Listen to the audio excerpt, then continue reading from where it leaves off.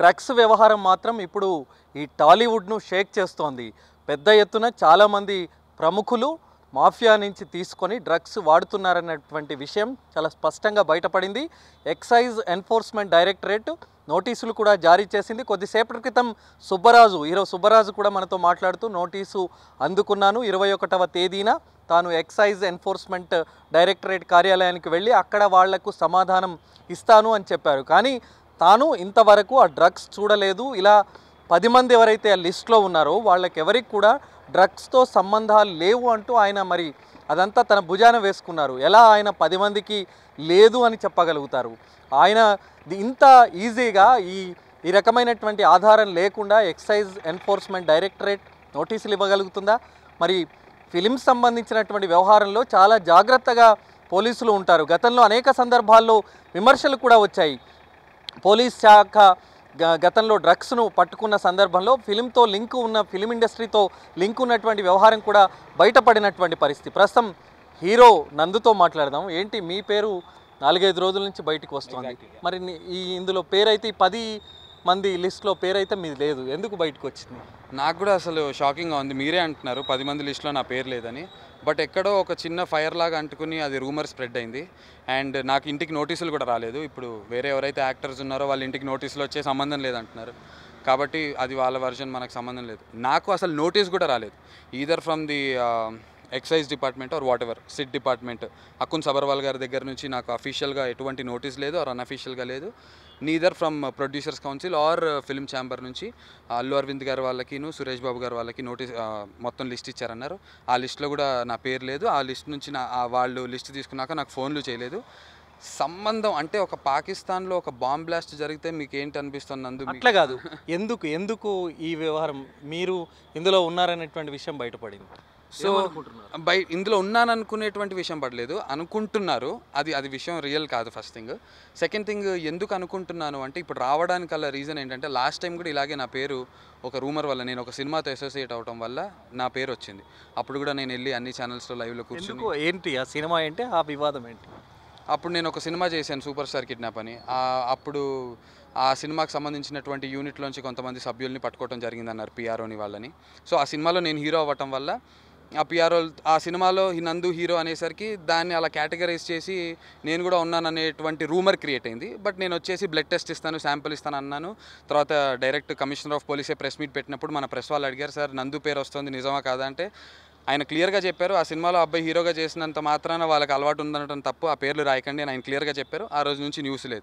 So ఒకసారి ఇలాంటి rumour వచ్చింది కాబట్టి ఆ బేస్ని అంటుకుని ఉంటుంది కాబట్టి, ఇంతకుముందు ఎవరైనా దొంగతనం చేశారనే ఆరోపణ వచ్చింది అనుకోండి, మళ్ళీ దొంగతనం జరిగితే ఈ దొంగ అయి ఉంటాడు అనేటువంటి ఒక రూమర్ ఏదైతే ఉంటుందో అలా అంటుకుంటుంది తప్ప. ఓకే, అసలు డ్రగ్ను మీరు చూడలేదా ఇప్పుడు? అయ్యో అసలు సమస్య లేదు సార్, చూసాం, టీవీలో చూసాం తప్ప అసలు ఈ డ్రగ్స్ కానీ నాకు అసలు ఇటు సైడ్ మనకి సంబంధమే లేదు. మీరు చెప్తుంది కామెడీ అనిపిస్తుంది, డ్రగ్ నేను చూడలేదు అంటే. అంతే కదా, నేను చూడలేదు అంటే డ్రగ్స్ అంటే వాళ్ళు అసలు ఏ కైండ్ ఆఫ్ డ్రగ్స్ అంటే ఇప్పుడు 100 రకాలు ఉంటాయి. మనకు టీవీలో చూపించే వైట్ కలర్లో ప్యాకెట్స్లో ఏవో చూపిస్తున్నారు, అవి ఏంటో కూడా తెలియదు నాకు. ఇవాళ పొద్దున్న ఎల్ఎస్డి అని ఏంటో చదివాను, అంటే ఏంటో కూడా నాకు తల్లితోడుగా నేను సాక్షిగా చెప్తున్నా, నాకు అసలు ఎల్ఎస్డి అంటే ఏంటో కూడా తెలియదు.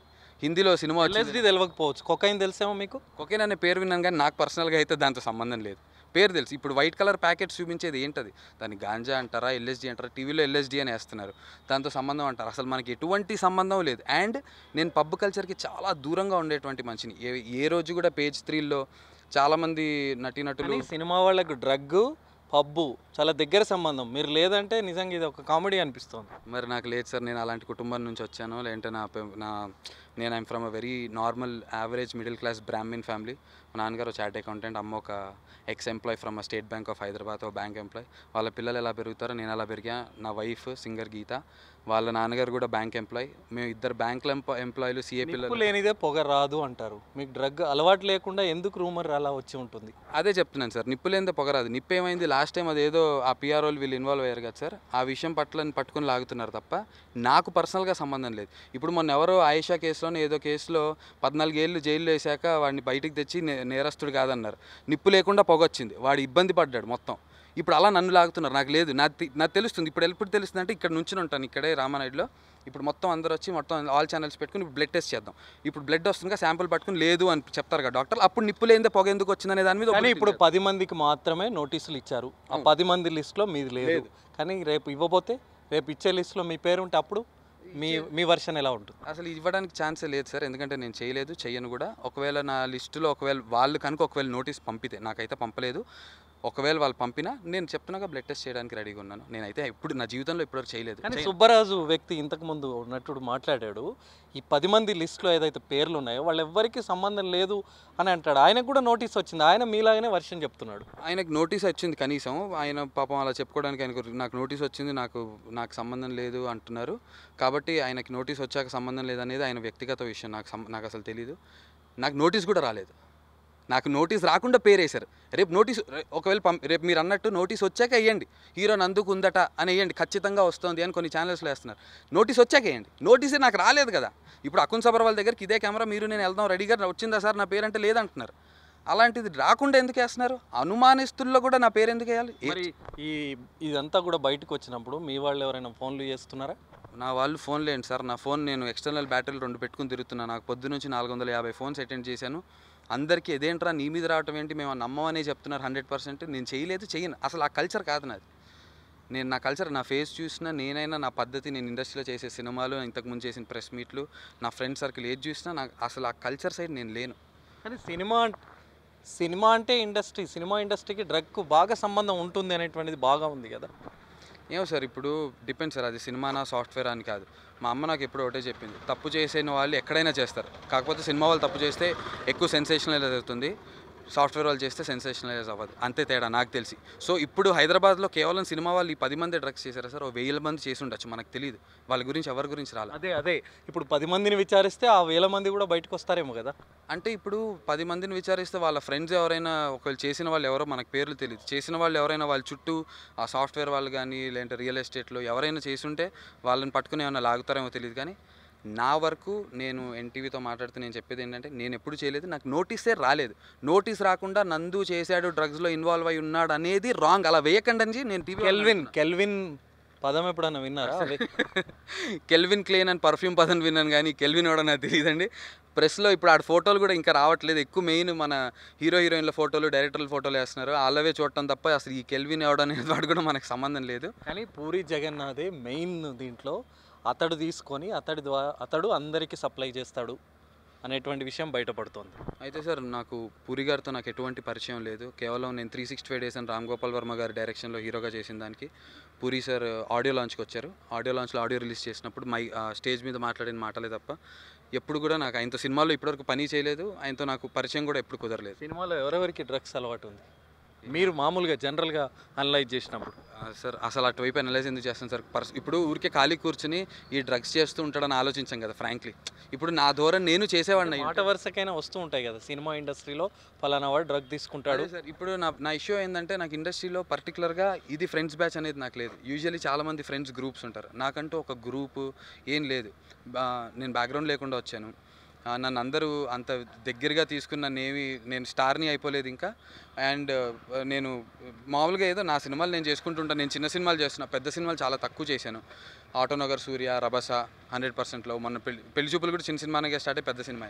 అలా ఈ పెద్దవాళ్ళతో చేసినప్పుడు వాళ్ళతో ఎక్కువ నేను ఒక చిన్న నటుడిగా వెళ్ళి వాళ్ళతో నేను ఎక్కువ మాట్లాడేది చేసేది ఉండదు. కాబట్టి ఒకళ్ళతో కూర్చుని డిస్కషన్లో ఎవరు చేసి ఉంటారు డ్రగ్స్ అనేటువంటి అంతవరకు డిస్కషన్స్ ఉండవు. జనరల్గా హీరోయిన్లో ఒక రోల్ మోడల్ అంటే వాళ్ళలాగా మేము ఉండాలి అనుకుంటారు. కానీ డ్రగ్స్ ఇట్లా అలవాటు అయితే సొసైటీలో ఏంటి అసలు మీకున్నటువంటి, ఇప్పటికే చెడ్డ పేరు వస్తుంది సినిమా ఇండస్ట్రీ అంటే, ఇలాంటి వ్యవహారం వల్ల ఇంకా చెడ్డ పేరు రాదా? 100% సార్. ఇప్పుడు నా బాధ ఏంటంటే, ఈ 10 మందో 15 మందో ఎవరైతే ఉంటారో రియల్గా, వాళ్ళ వల్ల ఇండస్ట్రీకి పెద్ద చెడ్డ పేరు ఏంటో, ఇదంతా నాకు అంత పెద్దవాడిని నేను కాదు. కానీ ఇవన్నీ పక్కన పెడితే అసలు సంబంధం లేని వ్యక్తి నాకు పర్సనల్గా చెడ్డ పేరు వస్తుంది. వదిలేద్దాం సార్, సినిమాలు వదిలేద్దాం. రేపు పొద్దున్న నేను సినిమాలు చేస్తాను చేయను, దీనివల్ల కెరీర్ ఎఫెక్ట్ ఇవన్నీ పక్కన పెడదాం. నాకు గుడ్ విల్ నందు అంటే ఓ పలానా పర్సన్, నేను బిజినెస్ చేసుకోవాలి, ఉద్యోగం చేసుకోవాలంటే అరే వాడి పేరు అందులో ఇన్వాల్వ్ అయిందిరా, వాడితో ఎందుకు అన్నారనుకోండి, అంటే సంబంధం లేకుండా. నాకు సంబంధం ఉండి నాకు గుడ్ విల్ బ్యాడ్ అయితే ఒకటి, నాకు సంబంధం లేదు, పోలీసులు నోటీస్ పంపలేదు, ప్రొడ్యూసర్స్ కౌన్సిల్ నుంచి నాకు ఫోన్ లేదు, సంబంధం లేకుండా కేవలం నేను వీలుగా ఉన్నాను నా పేరు వాడుకోవడానికి. ఓపెన్గా చెప్తున్నాను. నేను రియాక్ట్ అవ్వలేను అని. నేను రియాక్ట్ కూడా అవ్వట్లేదు. నేను అందుకే ఏమంటున్నా, నేను వచ్చి ఎలా వేస్తారు అని నేనేం అనట్లా.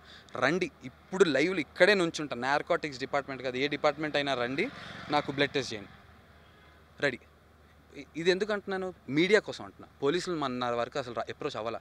బాబు నీ మీద నోటీస్ వచ్చిందమ్మా, రా నాతో మాట్లాడు 19వ తారీఖు అని నాకేం చెప్పట్లా. 19th ఏదో ఉంది, అందరు వస్తారంటున్నారుగా. వచ్చిన రోజు అందరికి తెలుస్తుంది, ఎవరెవరు వెళ్తున్నారో బయట కెమెరాలు పెట్టుకుని ఉంటారు, ఎవరు వెళ్తున్నారో లోపల తెలుస్తుంది. నేను అందులో 100% ఉండను, ఎందుకంటే నాకు లేదు. సో అంతే. ఓకే, మొత్తానికి మరి నోటీస్ వచ్చినటువంటి సుబ్బరాజు అయితే తనకు డ్రగ్ అలవాటు లేదన్నాడు. మరి నోటీస్ రాని నందు కూడా అదే విషయం చెప్తున్నాడు. మరి ఏం జరుగుతుంది ముందు? ఇప్పటివరకైతే 10 మంది నోటీసులు అందుకున్నటువంటి వాళ్ళందరూ కూడా ఇదే చెప్తున్నటువంటి మాట. మరి వచ్చే నోటీసులో ముందు ఇచ్చేటువంటి నోటీసులకు సంబంధించినటువంటి అంశాలు ఏంటనేటువంటిది మనం చూడాల్సి ఉంది. Vote studio.